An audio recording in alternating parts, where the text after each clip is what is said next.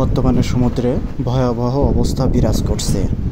আপনারা যারা কখনো সমুদ্রে আসে নাই বা সমুদ্রের প্রচণ্ড ঢেউ বা রোলিং দেখেন নাই, তারা আমার এই ভিডিও দেখে বুঝতে পারবেন আসলে সমুদ্রে কী পরিমাণ ঢেউ বা রোলিং হয়ে থাকে। অবশ্য আমি ভিডিওটা জাহাজের গ্যালি থেকে করছি।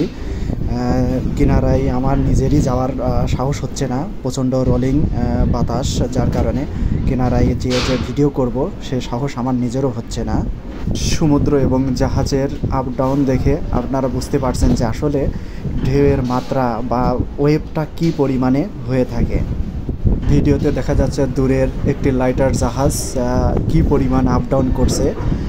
এটা শুধুমাত্র আমার জাহাজটা, আমি যে জাহাজে অবস্থান করছি এই জাহাজটা আপনার রোলিংয়ের কারণে, সমুদ্রের মাধ্যমে আপ ডাউন করার কারণে দূরের লাইটার জাহাজটি এইরকম অবস্থা দেখা যাচ্ছে। তার মানে আমার জাহাজটা মিনিমাম 15 থেকে 20 ডিগ্রি আপ ডাউন করছে প্রতি মুহূর্তে। সমুদ্রে অবশ্য সব সময় এই অবস্থা বিরাজ করে না, যখন একটু আবহাওয়া খারাপ হয় তখনই অবশ্য এই অবস্থা বিরাজ করে। বর্তমানে আপনারা জানেন যে কাল বৈশাখীর একটা সময় চলছে, যার কারণে সমুদ্রের অবস্থাও প্রচণ্ড খারাপ। সমুদ্র উত্তাল এবং প্রচণ্ড পরিমাণে ঢেউ। একটা ঢেউয়ের উচ্চতা মিনিমাম 4 থেকে 5 মিটার উচ্চতা পর্যন্ত বিরাজ করছে।